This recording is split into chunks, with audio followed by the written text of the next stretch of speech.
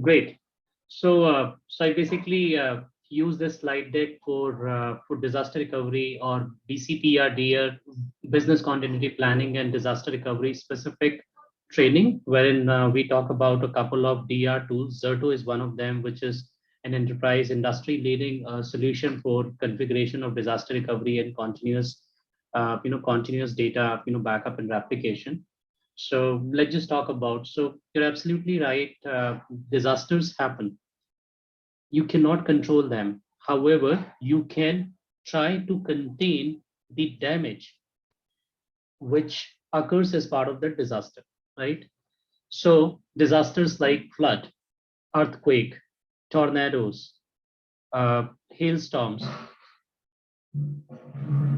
heavy winds, which destroys everything. It happens.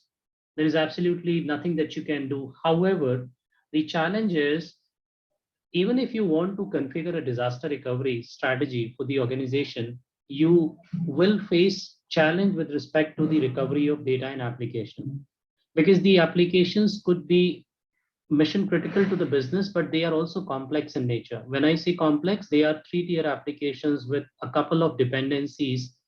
uh, when you configure disaster recovery for those applications, you also need to plan for those dependencies, that how do you actually build the strategy so that you also ensure the availability of those dependencies. For example, your application, interacts with a third party solution.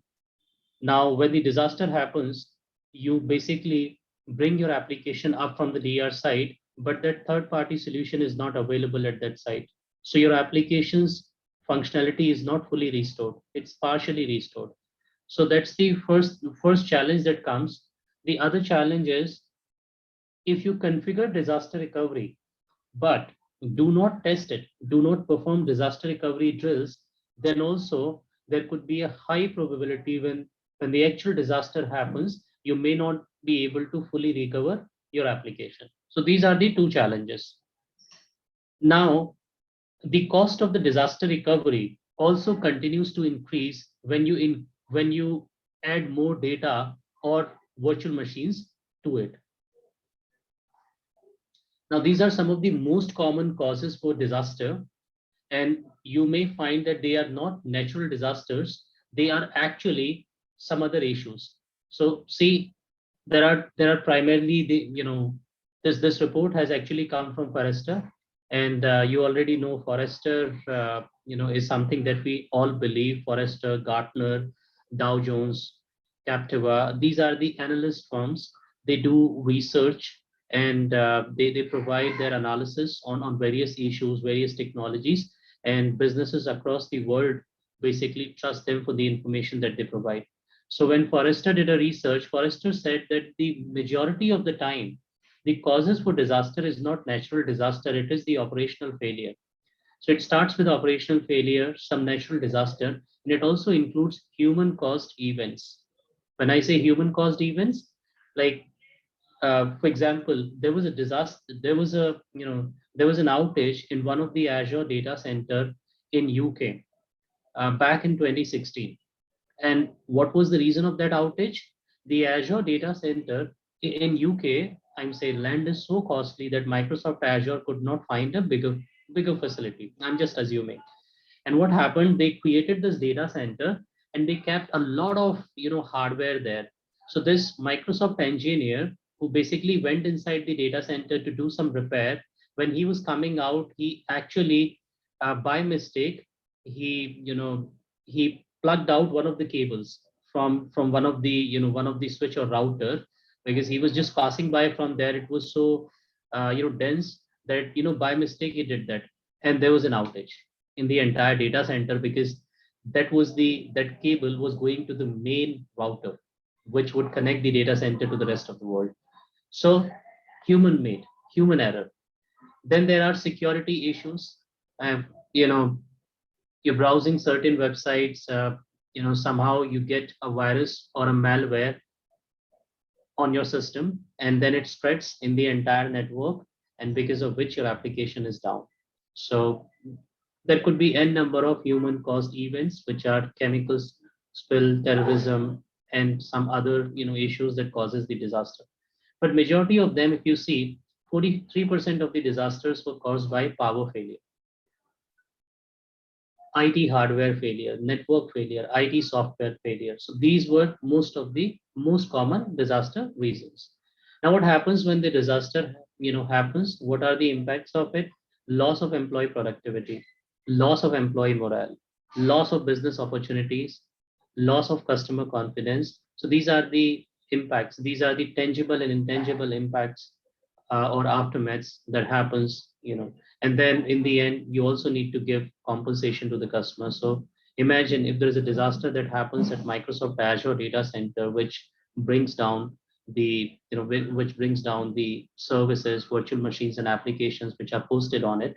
Microsoft will end up compensating the customers for the time that those services were not available based on the SLAs. So it also, you also end up paying compensation to the customer. At one end, you're losing your customer confidence that the environment is not stable, and on the other hand, you're also paying them. You're compensating them for the loss or for the outage. Is it making sense, guys? Yes, Ramon. Yes. Okay. Now let's understand the difference between backup and disaster recovery. So we primarily do backup. We primarily take backup or perform backup for the purpose of recovering the data. So you have a virtual machine which has some data on it. You take a backup of the virtual machine, or you actually back up the specific file and folder. What is the purpose? You want it back in case it is not available. That's the purpose.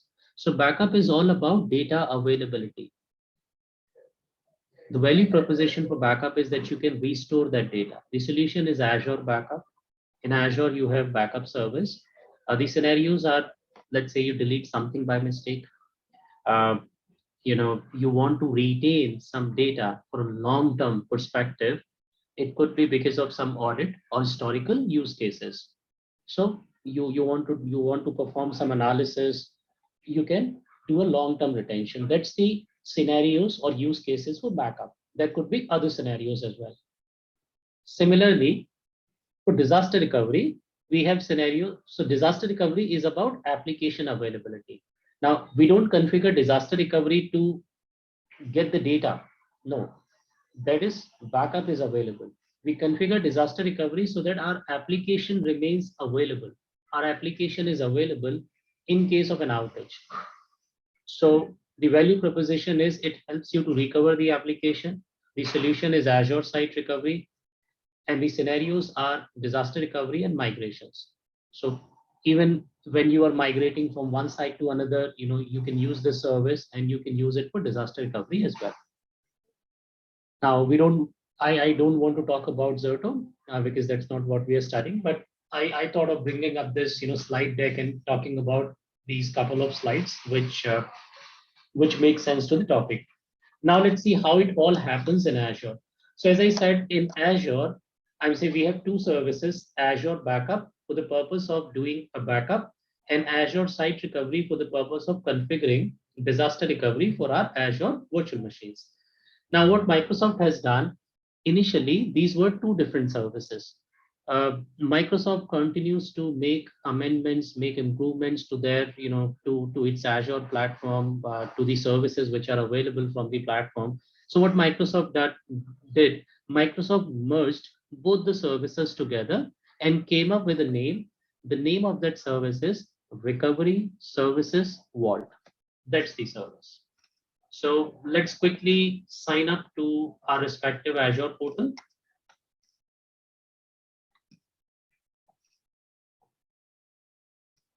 So I've got two virtual machines, US East Prod. I'm just following the naming convention, which basically tells me that the virtual machine is hosted in US East. It relates to a production application. The name of the application is SAM, which is sample. And the virtual machine is hosting a web server role on it, web services on it. So I've got two virtual machines. And if you look carefully, those virtual machines are part of the same network. They are in the same subnet.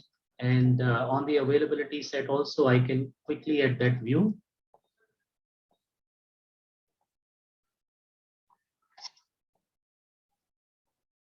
So they are in the same availability set. Also, if you see sample AV sets. So this is what we wanted for the purpose of doing the labs that we need to do today. I hope everyone has similar environment. Yes, no, maybe. Yes, yes. Great. You could have difference in terms of public IP. If you feel that you don't want to go with public IP, you can actually provision a Bastono service real quick, and then you can dissociate the public IP. But let's keep the public IP for next couple of hours, because we will need to do load balancing, and I will need to actually host a sample application on the internet on my VM so that I can show it. So this is the configuration that I need. Now what we will do, we will go to that service so that we can configure the backup of these virtual machines. So first we'll configure the backup, then as a next step we'll configure the disaster recovery. So let's start with the backup.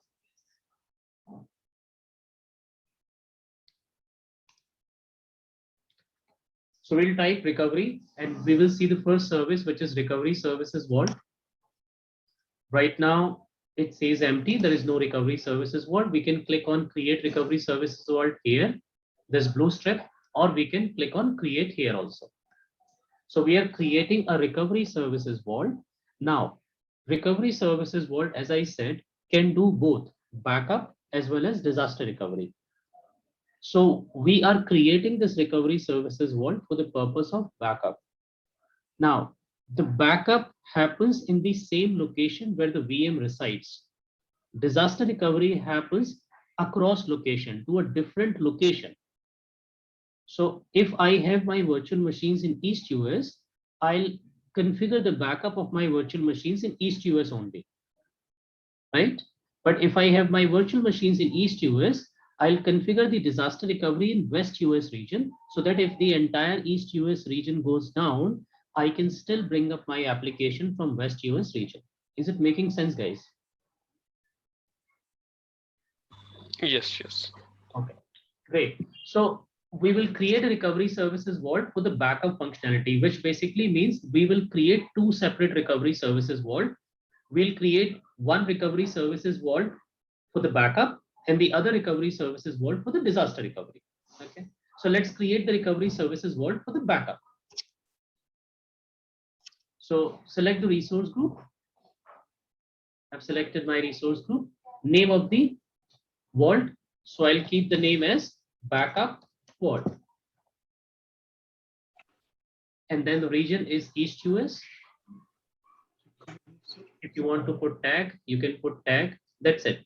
You just need to select the resource group and give the name and select the location and the name of your recovery services vault. Since we are going to use this recovery services vault for configuring backup of our virtual machines, that's the reason we are giving it a name, backup vault.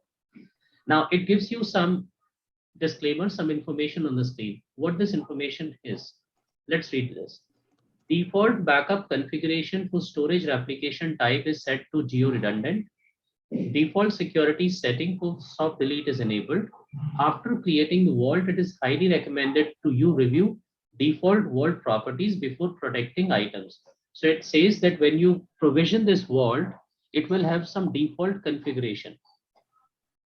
If you want, you can review those configurations and change them if required. However, the moment you have protected means the moment you have configured backup for the first virtual machine, you cannot revise those settings. So you need to review those settings beforehand. That's what this is saying. So we'll do that part as well. So I provided the group name. So, sorry to disturb you. So our first region was also East US, right? So have you changed? Like, can you show it again? No, this is East US only. Our virtual machines is in East US. That's the reason we are creating the vault in East US. If you have your virtual machines in a different region, please create this backup vault in the same region where your virtual machine resides. Okay, got it. Okay, so let's create this vault. I've just hit create.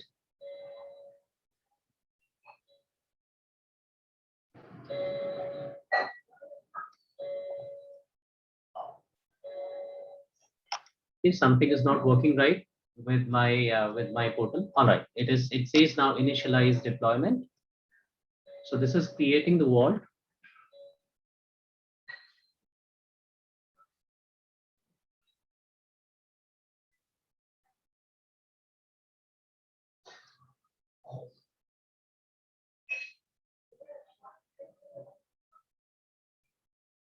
Okay, the deployment is in progress.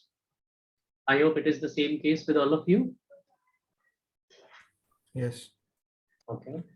Yep. Now, all right, the backup vault is created. I can hit go to resource and it takes me to the backup vault. I'll on the search, I'll once again type recovery. But as I said, once you search for a service or once you start, once you work with a service, it starts to show under recent services. So instead of typing again and again, you can directly click on recovery services vault. And here you need to refresh. All right.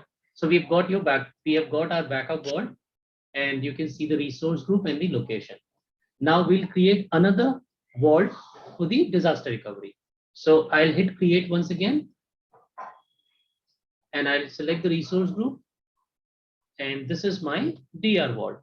So I can keep the name as DR vault and the location, the region for this vault is going to be West US. Now, can somebody tell me why I'm selecting West US and not West US 2 and West US 3? Because this is a DR vault. Yeah, this is a DR vault. That's the reason I'm not selecting East US. But in West US, we have three regions: West US 2, and West US 3. If you look at my screen, I'm getting three options there. Why am I selecting West US? Why can't I select West US 2 or West US 3? Be in the same availability Zone, Yeah. like earlier it was East US or West US. Come again, what did you say? It has to be same availability zone, right? Had there been like East US 1 or East US 2 in earlier case, we could have selected West US 2. But since it was East US, this time we have to select West US. Okay, you are partially correct. It has nothing to do with availability zone. Availability zone is out of the picture now. We're talking about disaster recovery. Availability zone is in, resides within a region. So in an Azure region, if you have an availability zone, it means that the region has more than 2-3 data centers and you can configure virtual machines in those data centers. It protects you from data center level failure. That's availability zone. Availability sets, you provision your virtual machines within the same data center, but in a different fault and update domain, which primarily means that your virtual machines will be arranged in a manner that the rack on which they are kept, the rack will have a separate power source and it will have a separate maintenance schedule. That's availability set. So it protects you from hardware failure. We're talking about disaster recovery here, which has nothing to do with availability sets and availability zone. So once again, I put this question to rest of the participants. Why am I selecting West US and not West US 2 or West US 3?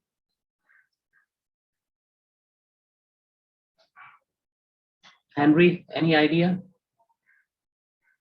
I was going to say something about the pairing in the region. Great. Yeah, regional pair.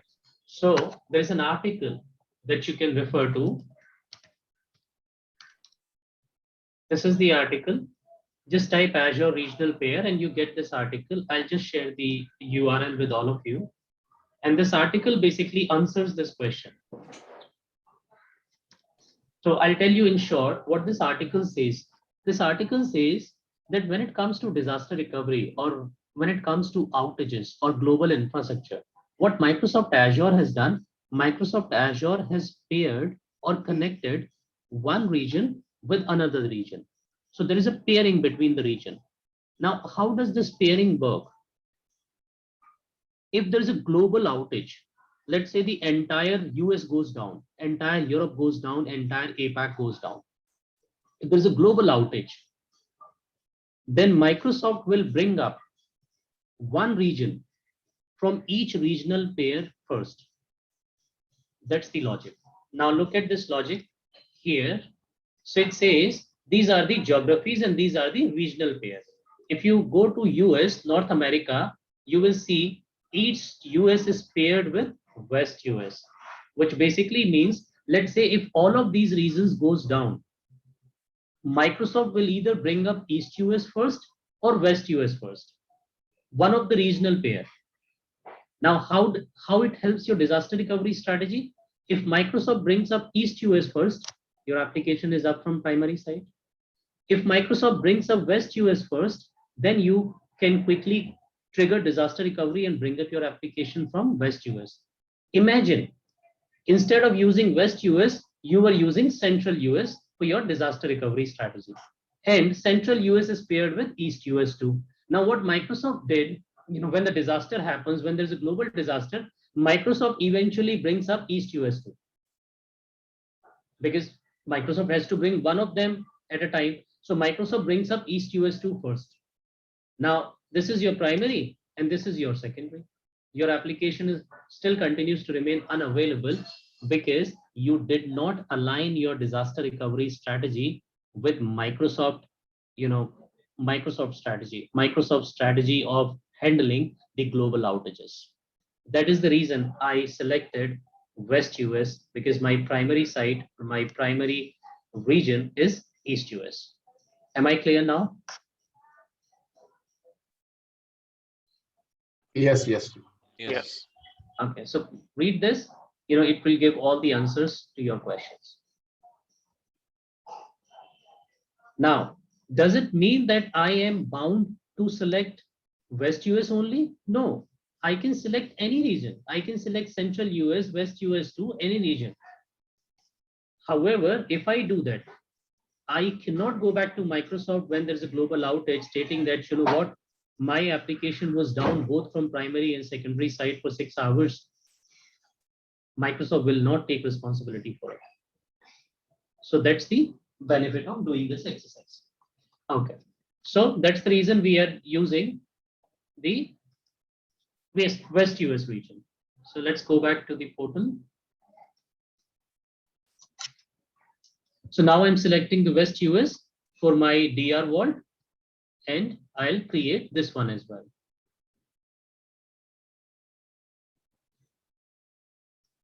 So I have just created both the backup vault as well as the disaster recovery vault.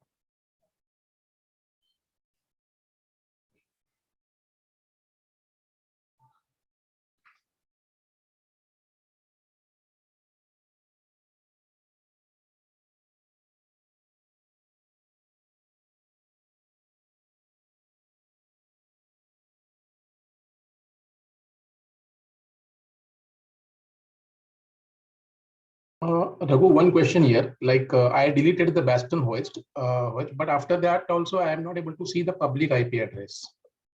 So do I have to associate what Public exactly? IP address for which service? Bastion host or for virtual machine? No, for both these virtual machines. You said, right, we will need those public IP address. So I deleted the Bastion host, and then I thought of after that there'll be. Bastion host has nothing to do with a virtual machine's public IP address. And the Bastion host only provides connectivity, secure connectivity using its private IP address. So if you don't see a public IP address for your virtual machines, there could be a probability that you actually dissociated the public IP address, or you've already deleted that public IP address. So go to public IP address blade and see if there are public IP addresses which are available for allocation. And you can associate those public IP addresses. If there is no public IP address available, then you need to create 2 public IP addresses. Once they are created, just associate them with your respective VMs. I have them. I'll associate. All right.